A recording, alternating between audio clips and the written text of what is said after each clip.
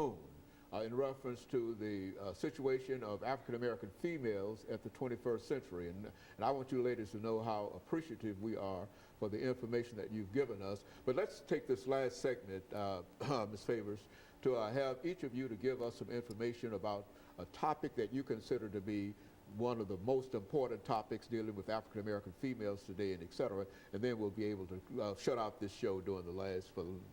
Okay, well, upon talking about body image, I feel like the most important thing in a very popular topic right now among African American women is hair. And along with body image, hair is a big thing. It's oftentimes the first thing that people look at and notice when they meet you. So along with being yourself, I think that it is important to just be yourself. If you feel like wearing that weave, wear it. If you feel like being natural, be natural. You know, and I think in my personal experience, I went to a job interview. I'm from a small town. And so, of course, there weren't many people who looked like me in a place where I went to have my job interview. And so after I had the job interview, well, when I had it, I felt like I did perfect. I had my resume perfect. I had researched the job, and I answered all the questions. And I felt like when I did my follow-up, the reason why I didn't get the job is because of my hair. And that ended up in me having a personal, not meltdown, but downfall of me not being comfortable with what I look like. And so now I'm going back and looking at myself and my body image. I feel like, you know, if companies do claim that they want diversity and, you know, to increase their diverse customer base, why not be myself? Be as diverse as I can be. Don't try to fit in and be of some specific prototype. Be myself, because no one has to offer what I have to offer. That's right. And I think this is what we meant, that you have to love yourself, and Right. and the things that you feel that is best for you, then you have to do it, regardless of how other folks might think in reference to it. And I can certainly appreciate that. Ms. Rima, what do you have to say in reference to some of the information that you would like to leave with us this morning? Well, Ms. Favors made a good point about hair, and I think something that is really important to us as Black women is, like you said, loving ourselves, and loving ourselves enough to know what the values are that makes us the women that we are. And one of the things that I have conversations with my friends about all the time is just the image, the prototype that has been built around the African American woman.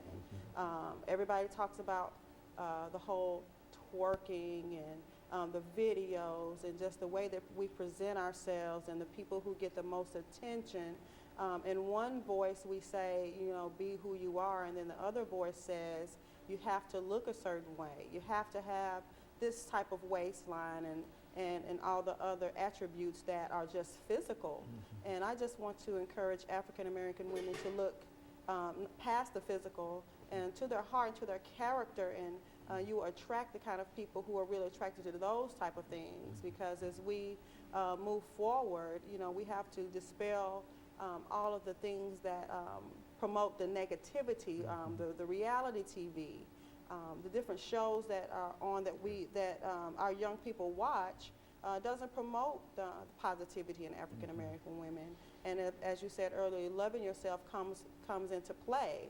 You know, the moral value, the character, the moral compass is just like going in so many different directions that we've kind of lost. Being the loving, the giving and caring mothers, and being the type of women that we want to be looked up to. You know, who are the grandmothers of today? I'm in my early 40s, and a lot of my friends are already grandmothers, and a lot of 40-year women are still in the club, don't cook.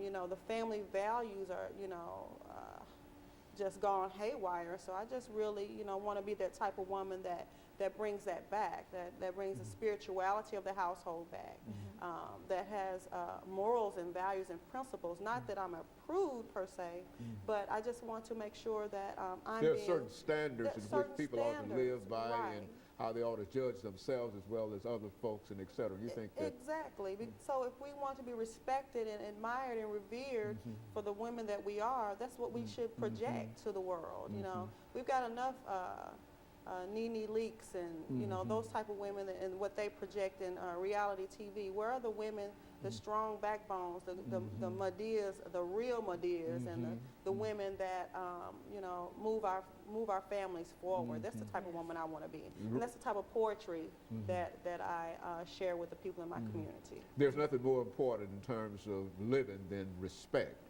and if you respect another person, people respect people who respect them, and I think that in a real sense, and I can certainly buy into everything that you're saying in reference to that, and I certainly encourage everything that you say. Ms. Calhoun, let's have some statements from you. Dr. Haney, I really want to talk about the psychological aspect. In order for us to buy into this self-love, we have to first learn to love ourselves and to learn to put the good foods in our body. And I believe that it all hinges on sexual abuse in the African American community. Did you know that 60% of African American women are molested or sexually abused before the age of 18? That is extremely high. And that is what's causing a lot of the psychological issues that we as African American women face. And we don't say anything.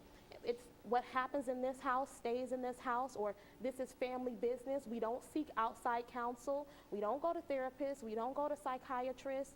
We don't even tell the police because we don't trust in them. The system doesn't work for us as it should. And we don't have any programs that we can go to, like Mothers Over Murder or the Nashville Peacemakers, to be able to talk to them, because these programs aren't getting the funding that they need in order to be of some service to African American women. And no one can speak to African American women like we can, because we are African American women. Nobody can speak for African American women but African American women. That's right. Very good. Now go on. Right, and so, I mean, for me, I was sexually abused from the age of 11 up until I was 15 by someone really close to me and my family, and it really sought to destroy the very fabric of who God created me to be. And if I didn't seek the help, if my mother wasn't the mother that she is, that allowed me to be able to go and get counseling and to really work through that, I wouldn't be the woman that I am today and the woman that really God's created me to be. But there are a lot of girls out there. I have cousins who have never told anyone, or who, when they told, no one believed them, or they were ostracized or labeled a liar. I mean, it's horrible, the things that we have to endure, but we're supposed to just grin and bear and keep on moving on. We can't just do that anymore. It's time for a change in our community.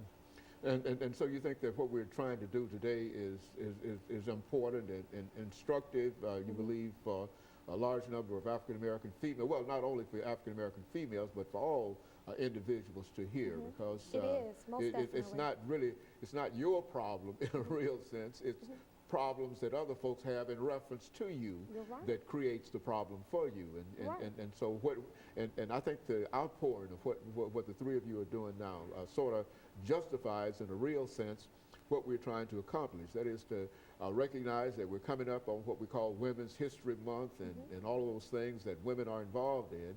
But what we need to do is to scope in dealing with some of the issues that has to do with African American females. We've got a couple of a minute and a half left before we finish, Ms. Faber. Have you got a last comment that you'd like to make? My last comment would be, definitely, if you're an African American woman and you feel pressured to be someone that you're not, be yourself. Don't worry about whether or not you look the part, whether or not you may fit in. As long as you're yourself and you feel good being yourself, you're going to look good as yourself. Very good. And Ms. Rima? Well, the one thing that I want to walk away with is your health is first. And we're talking about spiritual health, mental health, physical health, financial health. We need to really delve into making sure that we're all healthy in all the aspects of health in our lives. And if we just buy into the idea that we need to think in terms of ourselves sometimes, is that what we're saying? Yes. Finally, last half minute we have here.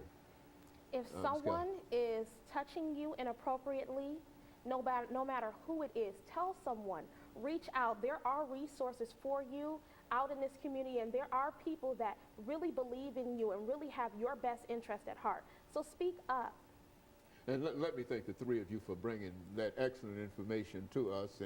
And of course, we want to also thank Ms. Greenlee for Yes. helping to organize and bring all of us together here today. And let me encourage our audience to tune in again next week for another informative edition of Comments. Thank you and good morning.